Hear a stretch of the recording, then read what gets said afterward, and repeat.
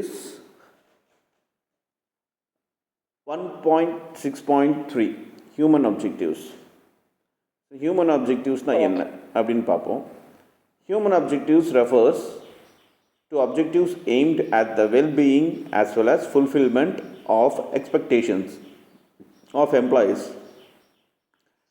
as also of people who are disabled, handicapped and deprived of proper education and training. The human objectives of business may thus include economic well-being of employees, social and psychological satisfaction of employees and development of human resources.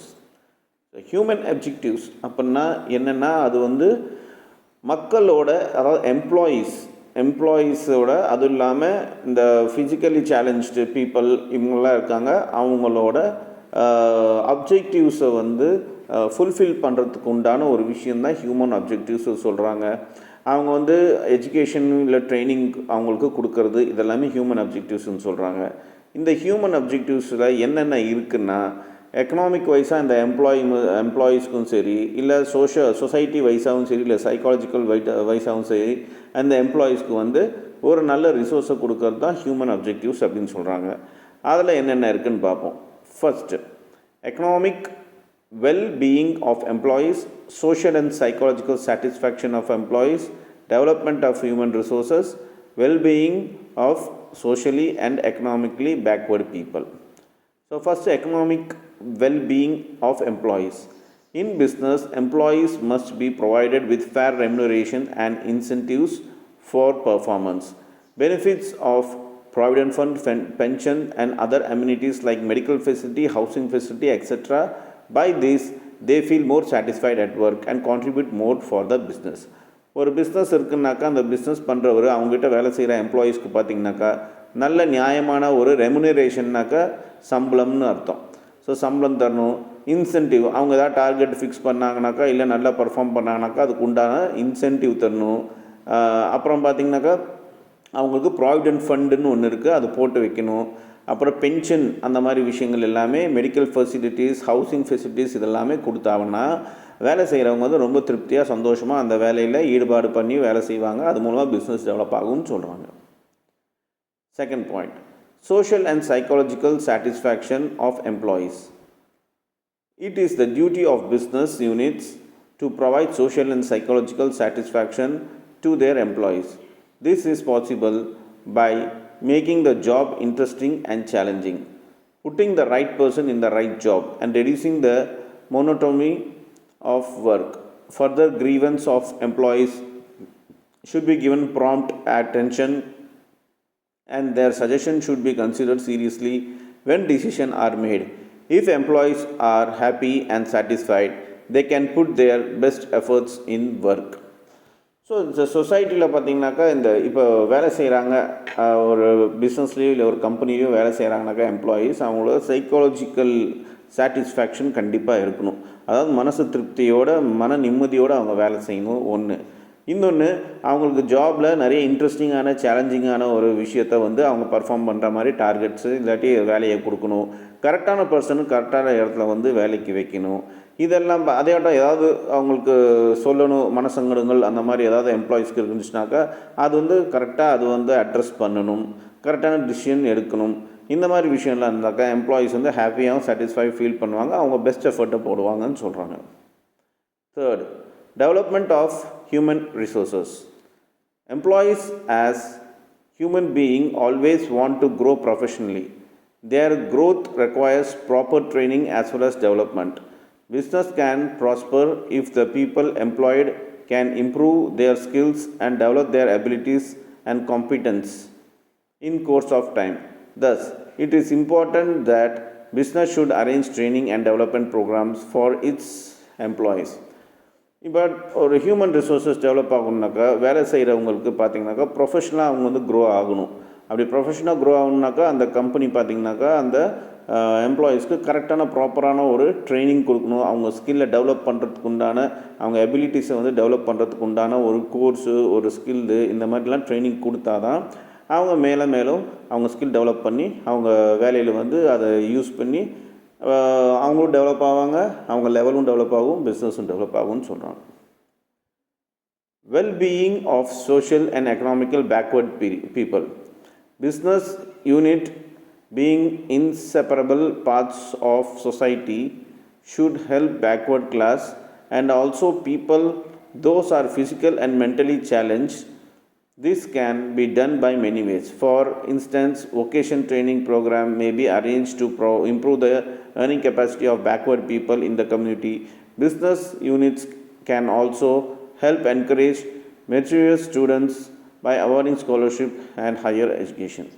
So எக்கனாமிக்கலாக பேக்வேர்டான பீப்புளெலாம் இருக்காங்க. அவங்களுக்கு பார்த்திங்கனாக்கா அதுவும் இல்லாமல் அவங்க வந்து இந்த physically challenge mentally challenge persons எல்லாம் இருக்காங்க. இவங்க வாழ்வாதாரத்துக்கு சம்பாதிக்கிறதுக்கு பார்த்திங்கனாக்கா ஒரு வொகேஷன் ட்ரைனிங் மாதிரி கொடுத்து அது மூலமாக அவங்களுக்கு வந்து ஒரு இது பண்ணால் தட் இஸ் ஒரு ட்ரைனிங் எல்லாம் கொடுத்தாங்கனாக்கா அவங்க அதை வச்சு பணம் சம்பாதிப்பாங்க, ஒரு ஏர்னிங் கெப்பாசிட்டி அவங்களுக்கு வரும்னு சொல்லுவாங்க. ஸோ அதுவும் இல்லாமல் இந்த காசு பணம் இல்லாதவங்களுக்கு வந்து ஸ்காலர்ஷிப் மாதிரி கொடுத்து படிக்க வைக்கலாம், ட்ரைனிங் கொடுக்கலாம் அப்படின்னு சொல்கிறாங்க. Next 1.6.4 national objectives. இப்போ நேஷ்னல் அப்ஜெக்டிவ்ஸ் இந்த நாட்டுக்கு என்ன அப்ஜெக்டிவ் இருக்குது அப்படிங்கிறது பார்ப்போம்.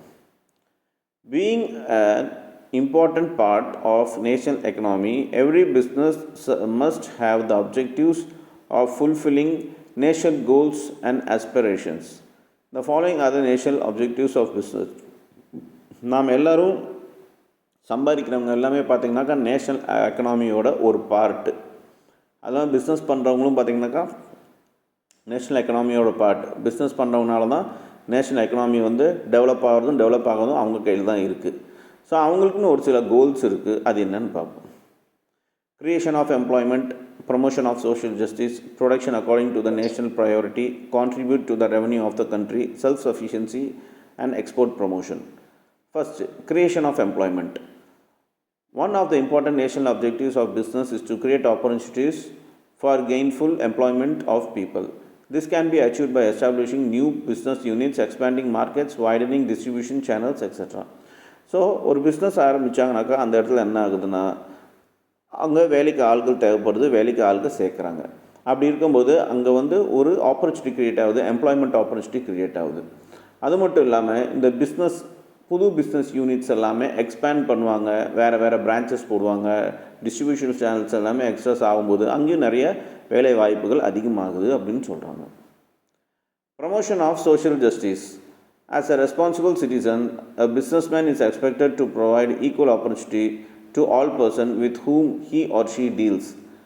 She or he is also expected to provide equal opportunities and all the employees to work and progress towards the objective. Special attentions must be paid to the weaker and backward section of the society. இந்த business பண்ணுறவங்களோட responsibilities என்னன்னாக்கா அவங்க responsible சிட்டிசனாக இருக்கணும் ஒன்று. இன்னொன்று மற்றவங்களுக்கு வந்து opportunities கொடுக்கணும். அப்படி ஆப்பர்ச்சுனிட்டிஸ் கொடுக்கும்போது அந்த எம்ப்ளாயீஸ் வந்து டெவலப் ஆகணும், அவங்ககிட்ட வேலை செய்யறதுனால டெவலப் ஆகணும். இது வந்து இந்த ஆப்ஜெக்டிவ் பார்த்திங்கனாக்கா இந்த வீக்கர் செக்ஷனில் இருக்கிறவங்க அவங்களுக்கு பார்த்திங்கனாக்கா இது ரொம்ப உதவும் அப்படின்னு சொல்கிறாங்க. Production according to the national priority. Business units should produce supply goods in accordance with the priority laid down in the plans of policies of government.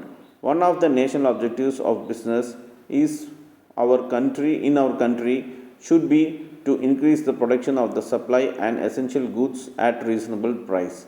So production national priority என்னன்னாக்கா இந்த பிஸ்னஸ் பண்ணுறவங்க நம்மளோட அவங்க manufacture பண்ணுற products ஆகட்டும் இல்லை goods supply பண்ணுற goods ஆகட்டும் அது நம்மளோட நாட்டுக்கு தேவையான ஒரு அதுக்கு தகுந்த மாதிரி ப்ரையாரிட்டி முக்கியத்துவம் கொடுத்து எது ஃபஸ்ட்டு எது அதிகமாக ப்ரொடியூஸ் பண்ணும் அப்படிங்கிற ஒரு கவர்மெண்ட் பாலிசிக்கு உட்பட அது வந்து தயாரிக்கணும்னு சொல்கிறாங்க ஒன்று.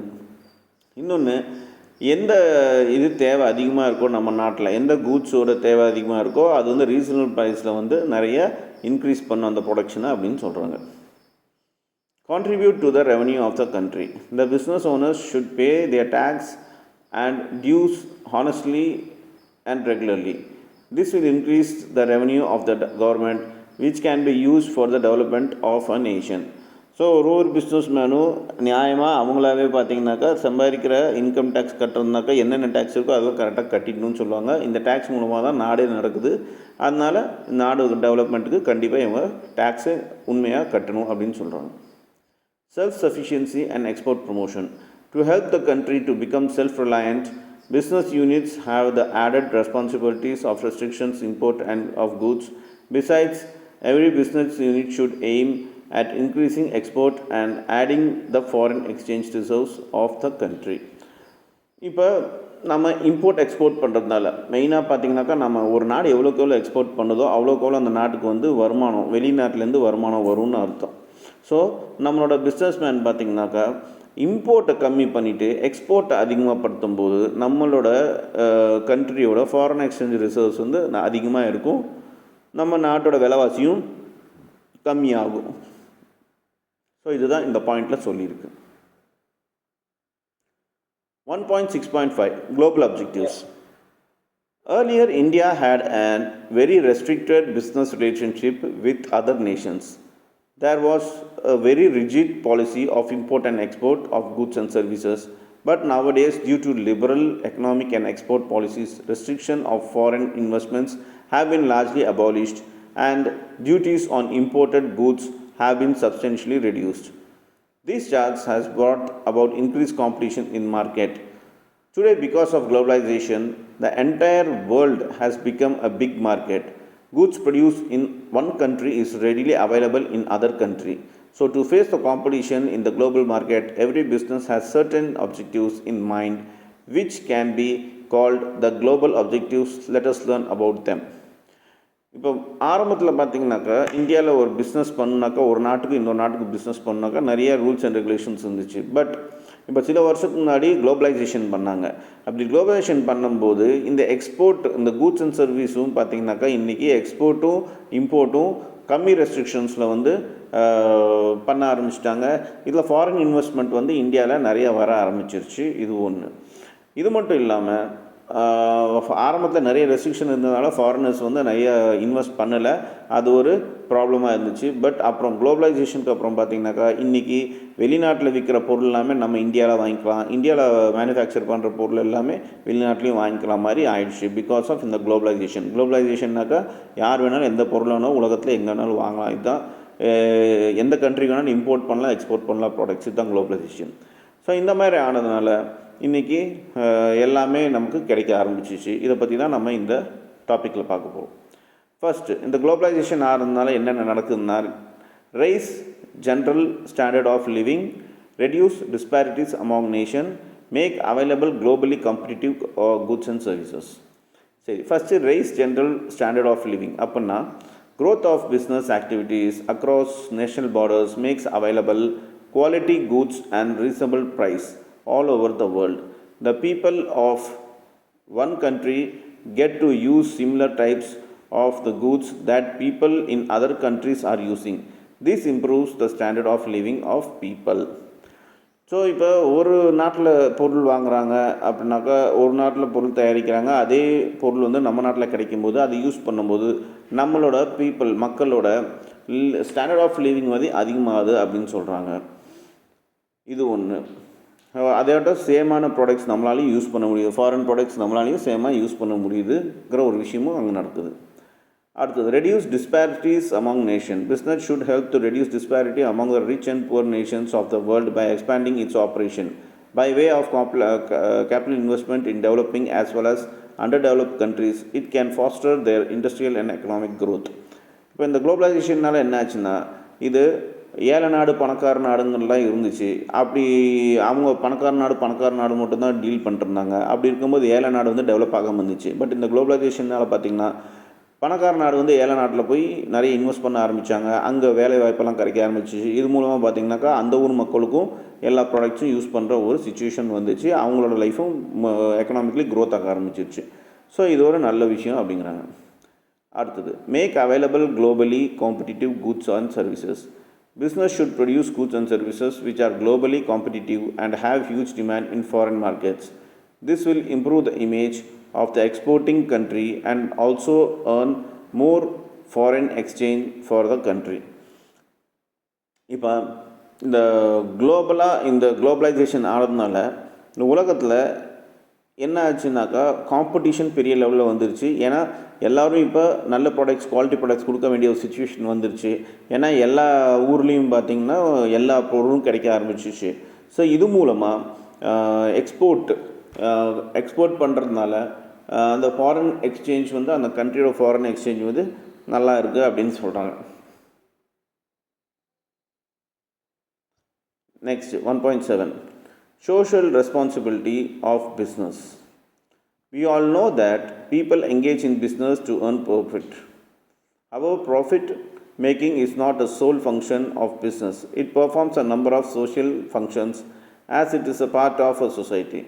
It takes care of those who are instrumental in securing its existence and survival, like the owners, investors, employers, consumers, and government in particular, and the society and community in general. So every businessman must contribute in some way or the other for their benefit. For example, every business must ensure a satisfactory rate of return to investor, provide good salary security and proper working conditions to its employees, make availability quality products at reasonable price to its consumers, maintain the environment properly. இப்போ இந்த first பேராகிராஃபில் என்ன சொல்கிறாங்கன்னா, இந்த business பண்ணுறவங்களுக்கு ஒரு சொசைட்டியில் ஒரு ரெஸ்பான்சிபிளாக ஒரு பொறுப்பு இருக்குது. இப்போ ஒரு பிஸ்னஸ் எதுக்காக பண்ணுறாங்கன்னா, ப்ராஃபிட் சம்பாதிக்கிறதுக்கு, லாபம் சம்பாதிக்கிறதுக்காக மட்டும்தான் பண்ணுறாங்க. அதை தவிர வேறு எந்த ஒரு நோக்கமும் கிடையாது. அப்படியே அந்த லாபம் சம்பாதிச்ச வாட்டி சொசைட்டிக்குன்ட்டு அவங்க ஏதாவது ஒன்று பண்ணணும் அப்படிங்கிறாங்க. இதில் அவங்கள நம்பியிருக்க ஓனர்ஸு, இல்லை இன்வெஸ்டர்ஸு, இல்லை எம்ப்ளாயீஸு, கன்சியூமர்ஸு, கவர்மெண்ட்டு, இவங்க எல்லாத்துக்கும் பார்த்திங்கனாக்கா நியாயமாக கரெக்டாக இருக்கணும். யார்? இந்த பிஸ்னஸ் பர்சன் அப்படிங்கிறாங்க. எக்ஸாம்பிளுக்கு ஒரு பிஸ்னஸ் ஆகட்டும், அவங்க கொடுக்குற கூட்ஸ் ஆகட்டும், சேலரி ஆகட்டும், செக்யூரிட்டி ஆகட்டும், இதெல்லாமே ரொம்ப ப்ராப்பர் கண்டிஷனில் இருக்கணும். இந்த குவாலிட்டி வந்து எல்லா இடத்துலையும் ரீசனபிள் ப்ரைஸில், நியாயமான விலையில் எல்லாத்துக்கும் கிடைக்கிற மாதிரி அவங்க பண்ணியிருக்கணும் அப்படின்னு சொல்கிறாங்க, எந்த ஒரு சுச்சுவேஷன்லையும். However, while doing so, two things need to be noted to view it as a social responsibility of business. First, any such activities is not a charity. It means that if a business donates some amount of money to any hospital or temple or school or colleges, it is not considerable as a discharge of social responsibility, because charity does not imply fulfilled responsibility. Secondly, any such activity should not be such that it is good for somebody and bad for someone others. Suppose a businessman make a lot of money by smuggling or by cheating customers, and then runs an hospital and treat a poor patient in the low prices. His action cannot be socially justified. Social responsibility implies that the businessman should not do anything harmful to the society in course of the business activity. Thus, the concept of social responsibility discourages business from adopting unfair means like black marketing, hoarding, adulteration, tax evasions, and cheating consumers and customers to earn profit. Instead of this, it encourages them to earn profit through judicious management of the business by providing better working and living conditions to its employees, providing better products after sales, service, etc. to its customers, and simultaneously to control pollution and conservation natural resources. என்ன சொல்கிறாங்கன்னா, இப்போ இவங்க ப்ராஃபிட்காக தான் இந்த business பண்ணுறாங்க. Okay, right. அவங்களுக்குன்னு ஒரு பொறுப்பு இருக்குது. என்ன பொறுப்புனாக்கா, அவங்க ஃபர்ஸ்ட் ஆஃப் ஆல் சேரிட்டிங்கிற பேரில் பார்த்திங்கனாக்கா, இப்போ அவங்க ஒரு ஹாஸ்பிட்டல் கட்டுறதுக்கோ, இல்லை ஒரு கோயிலோ, இல்லை ஒரு மசூதியிலோ, சர்ச்சோ, இல்லை ஒரு காலேஜ் கட்டுறதுக்கோ காசு கொடுக்குறாங்கனாக்கா, இது வந்து ஒரு சோஷியல் ரெஸ்பான்சிபிலிட்டி ஃபுல்ஃபில் ஆகிற மாதிரி ஒரு ஆக்ஷன்னு ஒத்துக்க முடியாது. இன்னொன்று பார்த்திங்கனாக்கா, it does not be considered as a discharge of social responsibility because charity does not imply fulfilling responsibility. அதே மாதிரி பார்த்திங்கனாக்கா அவர் ஒரு தப்பான முறையில் ஒரு பணத்தை சம்பாரித்து அதை வந்து தானம் தர்மம் பண்ணுறாரு அப்படின்னாக்கா அதுவும் ஒரு சேரிட்டிங்கிற விஷயத்த கன்சிடர் பண்ண முடியாது. அதுக்கு ஃபார் எக்ஸாம்பிள் அவர் வந்து ஒரு ஸ்மக்லிங் பண்ணுறாரு, இல்லாட்டி டேக்ஸ் கட்டாமல் ஏமாத்துறாரு கவர்மெண்ட்டுக்கு, இல்லை கலப்படம் செஞ்சு சம்பாதிக்கிறாரு. அதே மாதிரி அவர் வந்து ஒரு ஹாஸ்பிட்டலும் கட்டியிருக்காரு, அங்கே ஏழை மக்களுக்கு வந்து ஃப்ரீயாகவோ இல்லை விலை கம்மியாகவும் ட்ரீட்மெண்ட் பண்ணுறாங்க அப்படின்னாக்கா அதெல்லாம் சேரிட்டியாக ஒத்துக்க முடியாது அப்படின்னு சொல்கிறாங்க. அதனால் இந்த பொறுப்பு சோஷியல் ரெஸ்பான்சிபிலிட்டிக்காக பார்த்திங்கனாக்கா பிஸ்னஸ்மேனுக்கு அவங்க பிளாக் மார்க்கெட்டிங் பண்ணுறதுலேருந்து, இந்த டேக்ஸு கட்டாமல் இருக்கிறதுலேருந்து, கஸ்டமரை சீட் பண்ணாமலேருந்து அவங்க சம்பாதிக்கணும் அப்படிங்கிறாங்க.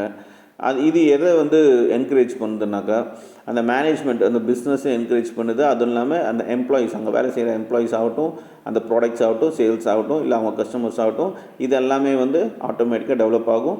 இது மூலமாக பொல்யூஷனையும் கண்ட்ரோல் பண்ண முடியும், நேச்சுரல் ரிசோர்ஸஸையும் அளவாக நம்மளால் யூஸ் பண்ண முடியும் அப்படின்னு சொல்கிறாங்க. Next 1.8 responsibility towards different interest groups, obligation of business. After getting some ideas about the concept of importance of social responsibilities of business, let us look into the various responsibilities that business has towards different groups with whom it interacts. The business generally interacts with owners, investors, employees, suppliers, customers, competitors, government and society. They are called as interest groups because by each and every activity of business, the interest of these groups is affected directly or indirectly. இப்போ நமக்கு ஒரு அளவுக்கு ஒரு idea கிடச்சிருக்கும் business மேனோட responsibility. அப்புறம் அது மட்டும் இல்லாமல் இந்த பிஸ்னஸ் பார்த்திங்கனாக்கா இவங்களுக்கு இன்னும் நிறைய ரெஸ்பான்சிபிலிட்டிஸ் இருக்குது. யார்கிட்டனாக்கா அவங்களோட இது ஏற்கனவே படித்த மாதிரி தான், அவங்களோட இன்வெஸ்டர்ஸ்கிட்ட, எம்ப்ளாயீஸ்கிட்ட, சப்ளையர்ஸ்கிட்ட, கஸ்டமர்ஸ்கிட்ட, காம்படிட்டர்ஸ்கிட்ட, கவர்மெண்ட்கிட்ட, அப்போ சமுதாயத்துக்கிட்டையும் ஒரு பொறுப்பு இருக்குது இந்த பிஸ்னஸ் பர்சன்ஸ்க்கு. இவங்களோட ஒவ்வொரு பிஸ்னஸ் ஆக்டிவிட்டியும் பார்த்திங்கனாக்கா டைரக்ட்லியோ இன்டைரக்ட்லியோ சொசைட்டியை இல்லை குரூப்பையோ அஃபெக்ட் பண்ணுது. அது எப்படின்னு பார்க்கலாம். First, responsibility towards owners and investors, responsibility towards creditors, responsibility towards employees, responsibility towards suppliers, responsibility towards customers, responsibility towards competitors, responsibility towards government, responsibility towards society. So இந்த மாதிரி ஒவ்வொன்றும் கொடுத்துருக்காங்க. என்னென்னு பார்ப்போம் ஒவ்வொன்றா. First responsibility towards owners and investors. So ஒரு பிஸ்னஸில் பார்த்திங்கனாக்கா இன்வெஸ்டர்ஸ் இருப்பாங்க, அதாவது பணத்தை வந்து இன்வெஸ்ட் பண்ணியிருப்பாங்க லாபம் சம்பாதிச்சா எல்லாம் பிரிச்சுக்கிறதுக்காக. ஸோ அந்த இன்வெஸ்டர்ஸ்க்கும் ஓனர்ஸ்க்கும் ஒரு பொறுப்பு இருக்குது. என்ன அவங்கக்கிட்ட ஒரு பொறுப்பு இருக்குது இந்த பிஸ்னஸ் பண்ணுறவருக்கு. அது என்னென்னா the primary responsibility of business towards its owners are run the business efficiently, proper utilisation of capital and other resources, growth and appreciation of business, regular and fair returns on capital invested, ensuring safety of their investment, regular payment of interest and timely repayment of principal amount. So இந்த business பண்ணுறவர் பார்த்திங்கன்னா அந்த இன்வெஸ்டருக்கு கரெக்டாக ஒரு பிஸ்னஸை கரெக்டாக எஃபிஷியண்ட்டாக நடத்தணும். அப்புறம் அவங்ககிட்ட இருக்க கேபிட்டல், அதாவது இன்வெஸ்ட்மெண்ட்டும் அதர் ரிசோர்ஸஸும் கரெக்டாக யூஸ் பண்ணணும். அதே மாதிரி க்ரோத்து வந்து இந்த அவர் போட்டிருக்க முதலீட்டில் வந்து க்ரோத் இருக்கணும், அப்ரிசியேஷன் இருக்கணும் வருஷத்துக்கு. அதே மாதிரி அவங்க வந்து கேபிட்டலில் வந்து கரெக்டான லெவலில் வந்து கேபிட்டல் ரிட்டர்ன்ஸ் இருக்கணும், கேபிட்டலை இன்வெஸ்ட் பண்ணியிருக்கணும், முதலீடு இன்வெஸ்ட் பண்ணியிருக்கணும். அவங்களோட இன்வெஸ்ட்மெண்ட் எல்லாமே சேஃபாக இருக்கணும், சேஃப்டி மெஷர்ஸ் எடுத்துக்கணும். அப்புறம் அவங்க இன்ட்ரெஸ்ட்டு கரெக்டாக பே பண்ணணும். அதே மாதிரி அவங்க ரீபேமெண்ட், பிரின்சிபலோட ரீபேமெண்ட் கரெக்டாக ரீபே பண்ணணும் இன்வெஸ்டர்ஸ்க்கு. இது ஒன்று. அடுத்தது ரெஸ்பான்சிபிலிட்டி டுவர்ட்ஸ் கிரெடிட்டார்ஸ்னால் கடன் வாங்கியிருப்பாங்க, அவங்ககிட்ட என்ன ரெஸ்பான்சிபிலிட்டி இருக்கணும் அந்த பிஸ்னஸ் மேனுக்குனா to make timely payment timely. So கரெக்டான கொடுக்க வேண்டிய நேரத்தில் அந்த டைம் கொடுத்துடணும், அந்த இது பணத்தை கொடுத்துடணும், அவர் வாங்கின பணத்தை. To ensure safety the credit allotted by them. So அவர் வாங்கின கடன் வந்து கரெக்டாக சேஃபாக தான் இருக்குங்கிற என்ஷூர் பண்ணிகிட்டே இருக்கணும். To follow norms of business as followed by others. So எல்லா இதுவும் ஃபாலோ பண்ணணும், நார்ம்ஸ், ரூல்ஸ் அண்ட் ரெகுலேஷன்ஸை ஃபாலோ பண்ணணும். Responsibility towards employees. இப்போ எம்ப்ளாயீஸ்கிட்ட என்ன மாதிரி ரெஸ்பான்சிபிலிட்டி ஒரு பிஸ்னஸ் மேனுக்கு இருக்கணும்னா timely and regular payment of wages and salaries. So wages அதாவது தினக்கூலி, அதுதான் வேஜஸ்மாங்க. சேலரினா மாதத்துக்கு ஒரு டைம் வருது சேலரி. இந்த மாதிரி தினக்கூலியும் இந்த மாதிரி சேலரியும் பார்த்தீங்கன்னா கரெக்ட் டைமுக்கு சொன்ன டேட்டுக்கு கொடுத்துடணும். அதாவது proper working condition and welfare amenities. So அந்த வேலை செய்கிறவங்களுக்கு கரெக்டான ஏதாவது வெல்ஃபேர் அம்யூனிட்டிஸ், அதாவது வீடு கொடுக்கறது, இந்த மாதிரி விஷயங்கள்லாம் இருந்தாக்கா அதெல்லாம் கரெக்டாக அரேஞ்ச் பண்ணிடணும். Opportunities for better career prospect, job security as well as social security like facility of provident fund, group insurance, pension, retirement benefits, etc. Better living conditions like housing, transport, canteen, creatures, etc. Timely training and development. பார்த்தீங்கன்னாக்கா அந்த வேலை செய்கிறவங்களுக்கு job செக்யூர்டாக இருக்கும். எப்பயுமே அவங்களுக்கு job இருக்கிற மாதிரி ஒரு சுச்சுவேஷனை கொண்டு வரணும், கொடுக்கணும், சொல்லணும். அதே மாதிரி சோஷியல் செக்யூரிட்டி, அவங்களுக்கு வந்து சொசைட்டிலையும் ஒரு செக்யூரிட்டி ஏற்படுத்தி கொடுக்கணும். அவங்களுக்கு ஏதாவது ப்ராவிடென்ட் ஃபண்டோ இல்லை இன்சூரன்ஸோ இல்லை பென்ஷனோ இல்லை ரிட்டையர்மெண்ட் பெனிஃபிட்ஸோ இல்லை அவங்கள ஹவுசிங் அலவன்ஸ் இல்லை டிரான்ஸ்போர்ட் அலவன்ஸ் இல்லாட்டி கேன்டீன், ஃபேக்ட்ரியிலே கேன்டீன் இல்லாட்டி அவங்க குழந்தைங்களை பார்த்துக்க கிடச்சி இந்த மாதிரி அரேஞ்ச்மெண்ட்ஸ் இருந்துச்சுனாக்கா அதையும் அவங்க ப்ரொவைட் பண்ணி கொடுக்கணும். இந்த பிஸ்னஸ் மேனு கரெக்டாக அவங்களுக்கு டைமுக்கு டைம் ட்ரைனிங் கொடுத்து அவங்க ஸ்கில்ஸை டெவலப் பண்ணணும் அப்படின்னு சொல்கிறாங்க. Next, responsibility towards suppliers. Giving regular order for purchase of goods, dealing on the fair terms and conditions, availing reasonable credit period and timely payment of dues. So இவங்க supplier, இவங்க வந்து raw material வாங்கியிருப்பாங்க எந்த ஒரு சப்ளையர்கிட்ட இருந்தால் அந்த சப்ளையருக்கு வந்து கரெக்டாக வந்து அவங்க வாங்கின பர்ச்சேஸ் பண்ண கூட்ஸ்க்கு வந்து பேமெண்ட் கரெக்டாக ஆர்டர் கரெக்டாக கொடுக்கணும் ஃபஸ்ட்டு. செகண்டு, கரெக்டான டேர்ம்ஸ் அண்ட் கண்டிஷன்ஸ் வந்து அவங்க டீல் பண்ணணும். தேர்டு, அந்த கிரெடிட் பீரியட் 30 நாள் அப்படின்னாக்கா அந்த 30 நாளில் கரெக்டாக பேமெண்ட்டு டைமுக்கு கொடுத்துடணும். Then responsible towards customers. Products and services must be able to take care of needs of the customers. Products and services must be qualitative. There must be regularity in supply of goods and services. Price of goods and services should be reasonable and affordable. All the advantages and disadvantages of the products as well as procedures to use must be informed to the customers. There must be proper after sales service. Grievance of the consumers, if any, must be settled quickly, and unfair means like underweighing the products, adulteration, etc. must be avoided. So கஸ்டமருக்கு எப்படி நியாயமாக இருக்கணும்னா, பொறுப்பாக இருக்கணும்னா, இந்த business person அவங்க தயாரிக்கிற products ஆகட்டும் கொடுக்குற சர்வீஸ் ஆகட்டும் பார்த்திங்கனாக்கா அந்த கஸ்டமருக்கு தேவையான மாதிரி இருக்கணும். அதோட அவங்க கொடுக்குற ப்ராடக்ட்ஸும் சர்வீஸும் குவாலிட்டேட்டிவாக இருக்கணும். அதையாட்டம் அவங்க ரெகுலராக அந்த கூட்ஸ் அண்ட் சர்வீஸை வந்து சப்ளை பண்ணணும். அப்புறம் அவங்களோட கூட்ஸ் அண்ட் சர்வீஸோட ப்ரைஸ் வந்து எப்பயுமே ரீசனபிளாக நியாயமாக இருக்கணும். அப்புறம் எல்லா அவங்க கூட்ஸ் அண்ட் ப்ராடக்ட்ஸ் சர்வீஸோட அட்வான்டேஜும் டிஸ்அட்வான்டேஜும் பார்த்திங்கனாக்கா கஸ்டமருக்கு இன்ஃபார்ம் பண்ணணும்.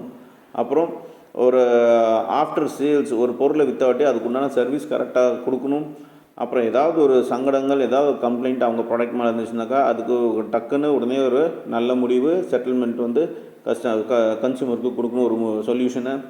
அப்புறம் கரெக்டான வெயிட்டு, இந்த மாதிரி அண்டர் வெயிட் பண்ணுறது இல்லை கலப்படம் பண்ணுறது இதெல்லாமே இருக்கக்கூடாது அப்படின்னு சொல்கிறாங்க. Then responsibility towards competitors. Offer exceptionally high sales commission to distributed agency. Offer to customers heavily discount or free products in every sales and defame competitors through false and ambiguous advertisement. So competitors வந்து இவங்களுக்கு competitors இருக்கும் மார்க்கெட்டில், அவங்கள face பண்ணுறதுக்காக இவங்க பார்த்திங்கன்னா டிஸ்ட்ரிபியூட்டருக்கு அதிக commission கொடுக்குறது இல்லை ஏஜென்ட்டுக்கு அதிக கமிஷன் கொடுக்கறது இந்த மாதிரி இருக்கக்கூடாது. அதே மாதிரி கஸ்டமருக்கு வந்து ஹெவி டிஸ்கவுண்ட் கொடுக்கறது இல்லை ஃப்ரீ ப்ராடக்ட்ஸ் கொடுக்குறது, 1:1 ஒன்று வாங்கினா ஒன்று ஃப்ரீங்கிற மாதிரி டிஸ்கவுண்ட் கொடுக்கறது. அப்புறம் பார்த்திங்கனாக்கா ஒரு தப்பான ஒரு அட்வர்டைஸ்மெண்ட் கொடுக்கறது. ஸோ இந்த மாதிரி விஷயம் எல்லாமே இருக்கக்கூடாதுங்கிறாங்க. Responsibility towards government. Setting up units as per guidance of governments, payments of fees, duties and taxes regularly as well as honestly, not to indulge in monopolistic and restrictive trade practices, conforming to pollution control norms set up by the government, and not to indulge in corruption through bribing and other unlawful activities. So கவர்மெண்ட்டுக்கு இவங்க என்ன responsibility இருக்குனாக்கா, யார் இந்த business மேனுக்கு கரெக்டான government சொன்ன rules and regulation guidelines பிரகாரம் business பண்ணணும். அதே மட்டும் ஏதாவது ஃபீஸு, டியூட்டி, டேக்ஸு இதெல்லாம் இருந்துச்சுன்னா ரெகுலராக கட்டணும். அதாட்டம் மோனோபோலிஸ்டிக் அந்த ரெஸ்ட்ரிக்டிவ் ட்ரேட் ப்ராக்டிஸை இவங்க யூஸ் பண்ணக்கூடாது. பொல்யூஷன் கண்ட்ரோல், கவர்மெண்ட் சொன்ன பொல்யூஷன் கண்ட்ரோலை ஃபாலோ பண்ணணும். அதே மாதிரி கவர்மெண்ட் ஆஃபீஸர்ஸ்க்கு லஞ்சம் கொடுக்குறதோ இந்த மாதிரி இல்லீகலான விஷயம் எல்லாமே டீல் பண்ணக்கூடாதுன்னு சொல்கிறாங்க. Then finally, responsibilities towards society, other community. A society consists of individuals, groups, organizations, family, etc. They all are members of society. They interact with each other and are also dependent on each other in the performance of almost all activities. There exists a relationship among them, which may be direct or indirect. Business, being a part of society, also maintains its relationship with all other members of society. Thus, it has certain responsibilities towards society which may be as follows. So சமுதாயத்துக்கு பார்த்திங்கனாக்கா ஒரு சமுதாயத்துக்கும் இந்த businessman ஒரு நிறைய பொறுப்புகள் இருக்குது, கடமைகள் இருக்குது. அதெல்லாம் என்னன்னாக்கா, ஒரு பிஸ்னஸ்மேன் இந்த சமுதாயத்தில் ஒரு ஆளாக இருக்கிறதுனால எல்லாத்துக்குள்ளேயும் இந்த சமுதாயத்தில் இருக்க எல்லா மக்களுடையும் நல்ல ஒரு ரிலேஷன்ஷிப் வச்சுருக்கணும். இவங்களுக்கு ஒரு பொறுப்பு இருக்குது. என்ன பொறுப்புனா, to help the weaker and backward section of the society, to preserve and promote social cultural values, to generate employment, to protect environment, to conserve natural resources and wildlife. இவங்க வந்து பேக்வர்ட் செக்ஷன்ஸு, இந்த physically challenge இவங்க எல்லாத்தையும் வந்து இந்த சமுதாயத்தில் இருக்க அவங்கள வந்து டெவலப் பண்ணுறதுக்கு இவங்க உதவணும். அதே மாதிரி அவங்களுக்கு ஒரு ஆப்பர்ச்சுனிட்டி கொடுக்கணும். அதேயாட்டம் இந்த சமுதாயத்தில் இருக்க கல்ச்சர் அண்ட் சோஷியல் வேல்யூஸ் வந்து மதிக்கணும். நிறைய எம்ப்ளாய்மெண்ட் ஆப்பர்ச்சுனிட்டிஸ்க்கு க்ரியேட் பண்ணணும்.